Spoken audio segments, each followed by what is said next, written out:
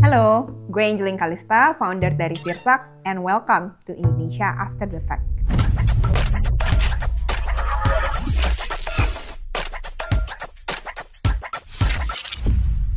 Setiap hari, kita menghasilkan sampah.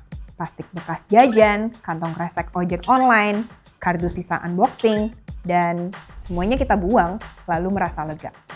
Seolah-olah setelah sampah itu keluar dari rumah, urusan kita selesai, hidup bersih, dan bebas kotoran. Kita nggak pernah tahu dan mikirin kemana sampah itu pergi. Dan justru disitulah masalahnya. Sampah adalah satu dari sedikit persoalan hidup yang dianggap selesai begitu hilang dari pandangan. Padahal, sampah nggak pernah benar-benar hilang. Mereka hanya berpindah tempat. Bahkan, mereka balik lagi juga ke kita.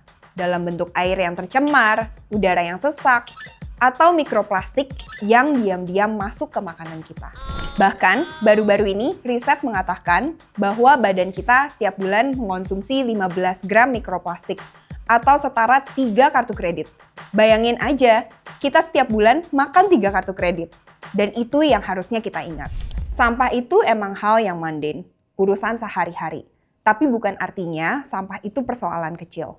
Per tahun 2024, Indonesia menghasilkan 76.000 ton sampah setiap hari.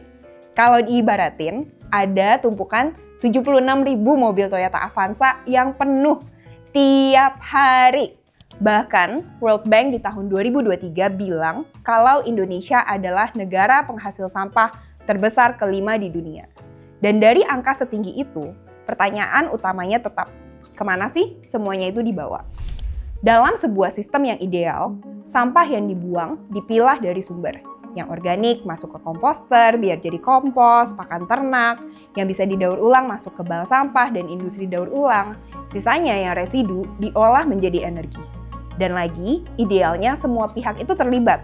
Dari rumah tangga, individu, pengangkut, pemerintah, industri, semuanya itu terlibat dalam sistem persampahan. Dan ini yang disebut dengan pendekatan polluter pays. Prinsip internasional yang bilang bahwa siapa yang menghasilkan sampah, dia harus bertanggung jawab. Tapi, kayak kebanyakan hal lainnya, ekspektasi memang nggak seindah realita. Dalam prakteknya, mayoritas sampah di Indonesia langsung dikirim ke tempat yang disebut TPA, tempat pemrosesan akhir. Tapi ironinya, TPA kita itu bukan tempat pemrosesan. Alih-alih jadi tempat pemrosesan, TPA di Indonesia lebih mirip lahan buang. Malah, kalau dipikir-pikir, lebih cocok disebut pegunungan sampah raksasa ketimbang fasilitas pengolahan. Padahal, saat ini banyak tempat pengolahan sampah terpadu yang sudah dibuat. Tapi banyak sampah kita yang langsung ke TPA. Akhirnya, sampah yang harusnya bisa didaur ulang, jadi nyampur dan ikut rusak dengan sampah lainnya yang ada di TPA.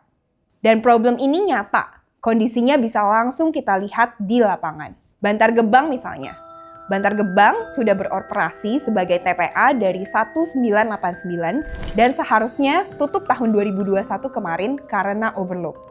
Tapi sampai sekarang masih terus menerima kiriman 7,5 ribu ton sampah setiap harinya dari Jakarta. Luasnya sekarang setara kayak luas 200 lapangan bola.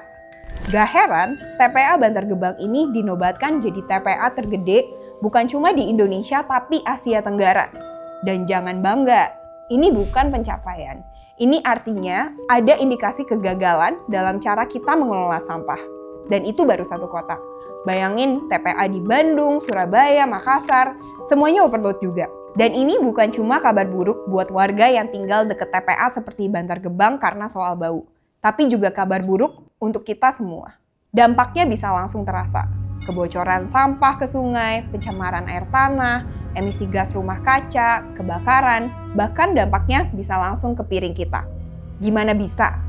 Ya, sampah atau limbah yang nggak keurus dengan benar bisa nyusup ke irigasi, aliran air, yang terus dipakai buat nyiram sayur, masak, cuci alat makan, akhirnya masuk ke dalam tubuh kita sendiri. Makanya nggak heran, tiap tahun banyak turis kena Bali belly, diare gara-gara makanan yang terkontaminasi bakteri. Seringkali kita menganggap hal ini yang sepele, perut bule aja yang manja. Padahal penyebabnya serius. Air dan bahan makanan yang sudah terpapar limbah, termasuk dari sampah yang nggak keolah. Buat kita orang lokal, perut kita sudah adaptasi. Tapi itu bukan suatu hal yang normal. Itu justru problemnya. Kita udah kebiasa hidup bareng limbah, sampai-sampai yang nggak normal pun dianggap biasa. Selain itu, ada juga dampak lain yang nggak kasat mata. Ketimpangan sosial karena yang nanggung beban dari sistem yang gagal ini bukan mereka yang paling banyak menghasilkan sampah. Saat ini, banyak dari sampah kita yang nggak ke-handle dengan baik sama sistem formal.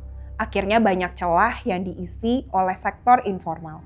Pemulung misalnya, mereka mungut, milah, menyelamatkan material yang masih bernilai. 80% dari rantai pasok persampahan plastik dikelola oleh pemulung loh. Artinya, sebagian besar daur ulang di Indonesia sebenarnya bertumpu pada tenaga kerja yang tidak diakui secara formal. Mereka bukan pekerja resmi, nggak digaji pemerintah, nggak dilindungi, dan yang lebih miris, mereka kerja di medan yang nggak manusiawi. Banyak pemulung yang mengalami penyakit kulit, kayak infeksi jamur, dan gatal-gatal kronis karena tiap hari bersentuhan langsung sama sampah. Sampah kita udah kayak zona beracun, tapi mereka harus tetap tahan kerja di sana. Dan jumlah mereka besar, sekitar 3,7 juta jiwa, kesebar di 25 provinsi. Di TPA Bantar Gebang aja, ada sekitar 6.000 pemulung yang mulung setiap hari. Masalah lainnya, ketergantungan sama sektor informal ini juga bikin upaya perbaikan sistem jadi tambah sulit. Karena pengelolaannya bersifat tidak terstandar, data pun jadi nggak akurat. Berapa banyak sampah yang berhasil dipilah? Kemana alirannya? Berapa yang benar-benar didaur ulang? Semua itu jadi samar. Di sisi lain, tanpa dukungan sistemik, sektor informal juga sulit meningkatkan kapasitasnya. Melihat skala masalahnya, pertanyaannya jadi lebih besar. Kenapa sistem pengolahan sampah kita masih amburadul? Jawabannya panjang, tapi yuk kita bahas satu-satu. Pertama, minimnya infrastruktur pengolahan sampah. Ambil contoh Jakarta. Di atas kertas, Jakarta sebenarnya sudah punya infrastruktur pengolahan sampah yang cukup banyak. Per tahun ini, ada 2.287 bank sampah yang tersebar di Jakarta. Tapi dari jumlah itu, cuma 1.435 yang aktif. 37% sisanya nggak operasional. Proyek besar kayak RDF, Refuse Direct Fuel, atau PLTSA, pembangkit listrik tenaga sampah juga sudah mulai dibangun sama Pemprov Jakarta. Tapi kapasitasnya belum nutup. Sejauh ini, Jakarta punya 2 RDF, di Bantar Gebang dan di Rorotan. Tapi keduanya ini baru cuma bisa nampung 4.500 ton per hari. Padahal, Jakarta setiap harinya nyumbang lebih dari 7,5 ribu ton sampah. Belum lagi fasilitasnya nggak bekerja dengan baik. Fasilitas yang tersedia belum cukup untuk nampung beban sebanyak itu. Fasilitas daur ulang masih sangat terbatas. Bahkan di banyak tempat, jangankan infrastrukturnya, akses informasi soal keberadaannya aja masih sulit. Orang nggak tahu harus buang sampahnya kemana. Akhirnya, pilihan paling praktis ya tetap aja buang semuanya ke tempat sampah, campur aduk, dan berharap ada yang urus di belakang. Enggak heran kalau angka daur ulang kita pun rendah. Dari 3 juta ton sampah per tahun di Jakarta, yang berhasil didaur ulang baru sekitar 500 ribuan ton. Hanya 18%. Artinya, 82% sisanya berakhir di TPA, terbakar, atau bocor ke lingkungan. Kalau Jakarta aja, dengan sumber daya, anggaran, dan perhatian publik yang jauh lebih besar dari daerah lain, masih belum bisa mengoptimalisasikan infrastrukturnya, bisa dibayangin kondisi kota-kota lain yang anggarannya jauh lebih terbatas. Kedua, masalah lain yang bikin pengolahan sampah di Indonesia mandek adalah nggak ada standar yang seragam. Setiap daerah punya caranya masing-masing. Ada kota yang mendorong pemilahan 3 jenis sampah. Ada juga yang bahkan tempat sampahnya cuma 1, ya semua dicampurin aja gitu. Ada daerah yang serius bangun TPS 3R dan program edukasi. Tapi ada juga yang masih buang sampah langsung ke TPA tanpa proses apa-apa. Contohnya Surabaya dan Banjarmasin. 2 kota yang sudah mewajibkan warganya memilah sampah dari sumber, bahkan ngejadiin itu bagian dari izin usaha. Tapi coba tengok kota-kota lain. Masih banyak yang belum punya perda soal pengolahan sampah, apalagi program teknis yang konkret. Data dari Kemendagri bilang, baru 15 kabupaten kota yang punya perda atau perkada pengolahan sampah yang memadai. Artinya, di luar itu, kebijakan pengolahan sampah masih banyak yang belum jelas arahnya.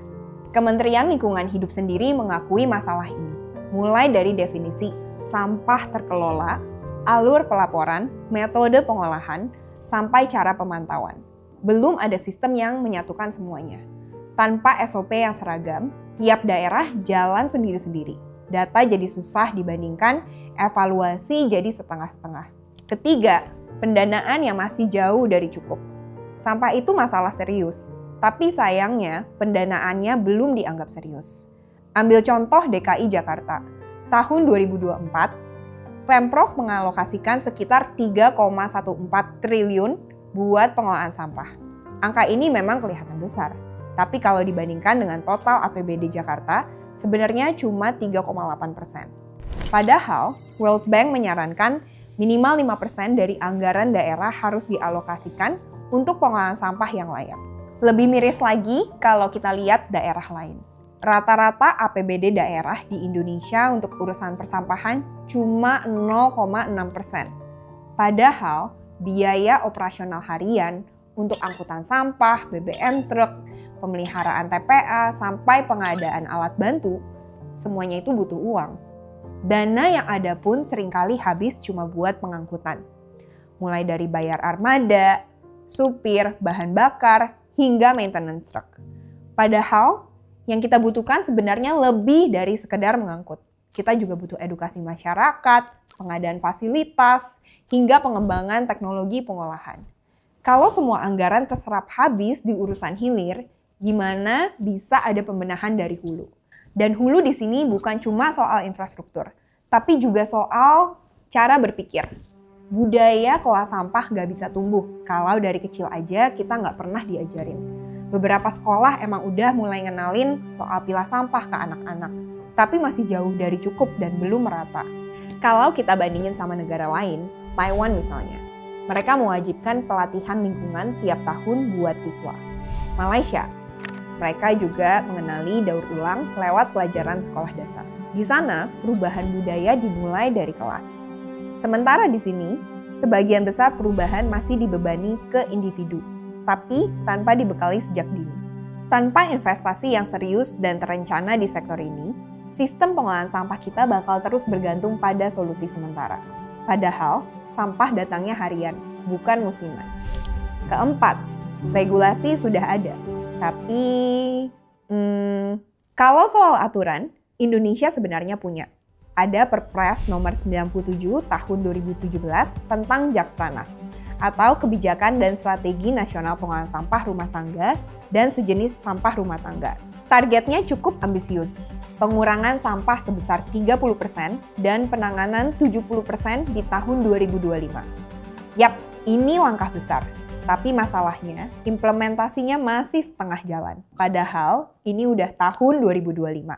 Data terakhir dari KLH tahun 2024 bilang, pengurangan sampah baru di angka 1%, penanganannya pun baru 46%. Masih jauh banget dari target, padahal ini sudah 2025. Dari ratusan kota, kabupaten yang sudah masuk ke dalam sistem pelaporan nasional SIPSN, cuma Jakarta yang berhasil mencapai target pengurangan di atas 27%. Sementara daerah lain masih ketinggalan jauh. Aturan sudah dibuat, tapi banyak daerah belum punya turunan aturannya. Bahkan sampai tahun lalu, masih ada provinsi dan puluhan kota kabupaten yang belum menyusun Jaksrada, versi lokal dari Jaksranas. Tanpa aturan teknis di level lokal, regulasi nasional ya cuma jadi dokumen ambisius aja. Kelima, kapasitas dan kesadaran kita yang masih terbatas. Coba ingat-ingat, terakhir kali kita buang sampah. Kamu pisahin dulu nggak? Mana yang organik? Mana yang masih bisa didaur ulang, mana yang residu. Atau semuanya masuk aja ke kantong yang sama. Terus tinggal keluar rumah dan udah deh. Di Jakarta, kota yang katanya paling maju pengelolaannya, cuma 13,6% rumah tangga yang rutin memilah sampah. Artinya, hampir 9 dari 10 rumah, termasuk mungkin rumah kita, masih buang semuanya secara asal-asalan. Secara individu, survei tahun 2024 bilang, hanya 31% orang Indonesia yang selalu milah sampah. 20% lainnya nggak pernah sama sekali. Sisanya ya kadang iya, kadang enggak, tergantung mood, tergantung repot, apa enggak. tergantung ada tempat sampah terpilah atau enggak. Dan sebenarnya itu bisa sih dimengerti. Karena masalahnya bukan cuma di kemauan, tapi juga di kemampuan. Banyak masyarakat yang belum tahu caranya, nggak tahu manfaatnya, atau nggak punya fasilitasnya. Komposter, banyak yang bahkan nggak tahu itu apa sih komposter. Tempat sampah terpilah, di sebagian besar rumah masih jadi barang langka. Bank sampah, apa tuh bank sampah? Nggak semua orang tahu itu di mana atau gimana cara gabungnya. Akhirnya, memilah sampah berasa kayak tugas moral. Yang repot, nggak jelas hasilnya, dan sering bikin mikir. Nanti juga dicampur lagi di belakang kan? Hampir 7 dari 10 orang Indonesia sekarang mulai usaha sendiri buat kelola sampah semampunya. Ada yang mulai kompos di rumah, bawa kantong belanja sendiri, atau kurangi beli barang sekali pakai. Tapi yang benar-benar konsisten, implementasi 3R atau Reduce, Reuse, Recycle baru sekitar 7%. Ya, jadi ini emang tanggung jawab kita semuanya, dari setiap diri kita masing-masing. Kalau tadi kita bicara soal bagaimana masyarakat Indonesia masih berproses, belajar memilah, pelan-pelan mengubah kebiasaan, mungkin pertanyaannya sekarang, emang bisa ya pengolahan sampah berjalan baik di level masyarakat? Bisa, karena di banyak negara hal itu udah terbukti jalan. Meskipun misalnya di negara maju ya, misalnya di Jepang. Di negara ini, memilah sampah bukan sekedar imbauan pemerintah, tapi udah jadi bagian dari budaya hidup sehari-hari. Bukan cuma organik dan anorganik, tapi bahkan se-ekstrim punya 45 kategori demi zero waste environment. Plastik kotor beda sama plastik bersih. Botol PET pastinya beda sama botol kaca. Minyak bekas masak juga diatur di sana. Dan tentu ini nggak jadi budaya tiba-tiba. Anak-anak Jepang belajar soal daur ulang sampah sejak di usia dini. Instruksi cara membuang sampah terpampang jelas di kompleks perumahan. Warga tahu kapan harus membuang jenis sampah tertentu dan tahu apa konsekuensinya kalau mereka nggak nurut aturan. Swedia beda lagi pendekatannya. Kalau di Indonesia, 90% sampah berakhir di lahan buang, di Swedia cuma kurang dari 1%. Sisanya diolah antara didaur ulang atau dijadikan energi. Lewat teknologi insenerator modern, mereka bakar sampah bukan buat dimusnahkan, tapi buat jadi energi. Rumah-rumah di sana bisa hangat di musim dingin karena sampah. Mereka punya 34 pabrik pembakaran sampah untuk waste to energy. Seluruh instalasi pembakaran di Swedia bisa mensuplai pemanas buat sekitar 1,5 juta rumah tangga dan listrik untuk 780.000 rumah tangga di sana. Dan ini angka yang besar, mengingat populasi mereka yang cuma 10 juta orang. Yes, di Swedia sampah bukan dibuang, tapi dimanfaatkan. Mereka bahkan impor sampah dari negara-negara lain buat dijadikan bahan baku energi. Buat Swedia, sampah bukan masalah. Sampah adalah sumber daya. Dan semua ini bisa terjadi karena setiap individu dan setiap pihak tahu bagaimana caranya mengolah sampah. Nah, itu mungkin di negara maju ya. Tapi kalau kita lihat tetangga kita misalnya di Filipina. Mereka punya Zero Waste City di kota San Fernando. Gerakan ini nggak pakai teknologi neko-neko, tapi modal partisipasi warga dan komunitas aja. Warga diajak aktif memilah, mendaur ulang, dan mengelola sampah rumah tangga dengan cara yang simpel tapi konsisten. Warga juga dikasih edukasi, insentif, bahkan acara TV. Win-win for all, yang ngasih hadiah kalau rumah tangga milah sampah dengan benar. Dan hasilnya kelihatan. Dari yang awalnya cuma bisa daur ulang 12% di tahun 2012, sekarang naik jadi sekitar 90% hari ini. Berkurangnya volume sampah juga bikin kota mereka jadi lebih bersih dan efisien secara anggaran. Dan nggak cuma di Filipina, sebenarnya di Indonesia masyarakat juga melakukan hal ini melalui bank sampah. Tapi tentunya masih banyak PR-nya. Bank sampah masih seringkali dianggap sebagai kegiatan sosial, sehingga masalahnya masih di regenerasi dan keberlanjutan. Dari sini kita tahu, sebenarnya nggak perlu teknologi mahal, tapi gimana setiap pihak dapat berpartisipasi secara aktif dalam pengelolaan sampah. Kita udah tahu kemana sampah kita pergi. Kita tahu sebagian besar cuma ditimbun, dibakar, atau bocor ke lingkungan. Kita juga udah lihat betapa sistem kita masih jauh dari ideal, dari minimnya infrastruktur, standar yang belum rapi, hingga pendanaan dan kebiasaan yang belum terbentuk. Tapi, kalau kita berhenti di situ, hanya menyalahkan, hanya menunggu, sistem ini gak akan pernah berubah. Karena kenyataannya, semua pihak punya andil. Pemerintah, industri, masyarakat, kita semua. Balik lagi, polluter pays. Pemerintah bisa membangun sistem yang lebih solid dan adil. Industri, sebagai pihak yang menghasilkan sampah begitu banyak, juga punya peran penting.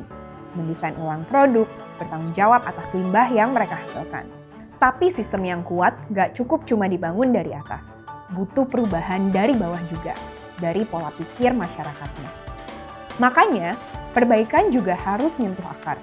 Edukasi, di sekolah, di rumah, ruang publik, biar makin banyak generasi yang gak cuma tahu cara buang sampah, tapi juga ngerti dampaknya. Beberapa organisasi juga sudah mulai bergerak. Misalnya, seperti apa yang kami lakukan di Sirsak. Kami melakukan pengumpulan, uji coba, dan daur ulang sampah kemasan, termasuk yang nilainya rendah.